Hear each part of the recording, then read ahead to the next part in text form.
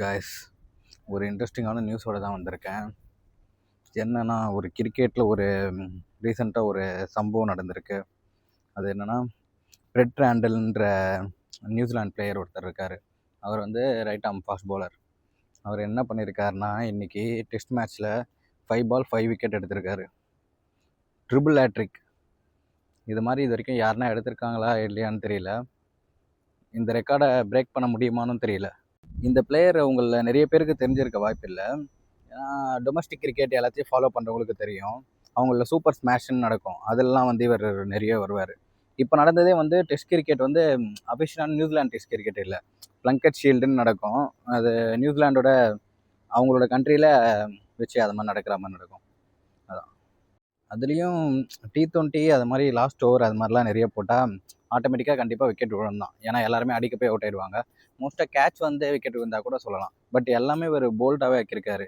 இந்த 5 விக்கெட்டில் மோஸ்ட்லி ஒரு 4 விக்கெட் போல்டுன்னு நினைக்கிறேன். ஆமாம், இல்லை 3 wicket bowled, 2 catch out test மேட்ச்சில். அதுவும் நல்லா போட்டிருந்தாரு. நான் அந்த வீடியோவை கடைசியில் அட்டாச் பண்ணுறேன், அதை பாருங்கள். நீங்களே பார்த்து எப்படி இருக்குன்னு சொல்லுங்கள். இஃப் இந்த ரெக்கார்டை பிரேக் பண்ண முடியும்னா யாரால் பிரேக் பண்ண முடியும்னு நினைக்கிறீங்கன்ற கமெண்ட் பண்ணுங்கள். முதல்ல இந்த ரெக்கார்டை பிரேக் பண்ண முடியுமான்னு கமெண்ட் பண்ணுங்கள். ப்ளஸ் இன்னும் நிறைய ரெக்கார்ட்லாம் நடந்திருக்குல்ல, அதில் என்ன ரெக்கார்டை பிரேக் பண்ண முடியாது, என்ன ரெக்கார்டை பிரேக் பண்ண முடியும், யாரால் பண்ண முடியும் கிரிக்கெட்டில் சொல்லுங்கள். இனிமேல் யாருன்னா இந்த 5 பால் 5 விக்கெட் எடுக்கிற வரைக்கும் டெஸ்ட் மேட்ச்சில் இவர் தான் இந்த ரெக்கார்டு வச்சுருக்காருன்றது பொருள். The name is Fred Randall.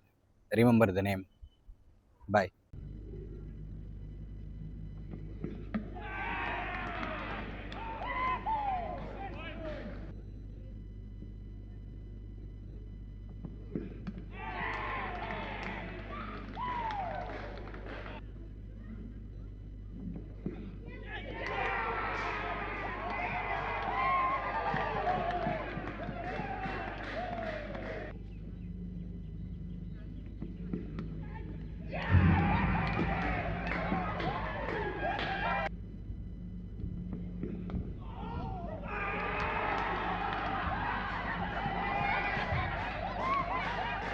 இந்த மாதிரி இன்னும் நிறைய இன்ட்ரெஸ்டிங்கான நியூஸ், ரெக்கார்ட்ஸ் அதெல்லாம் தெரிஞ்சுக்கணுன்னா இந்த சேனலை சப்ஸ்கிரைப் பண்ணிவிடுங்க.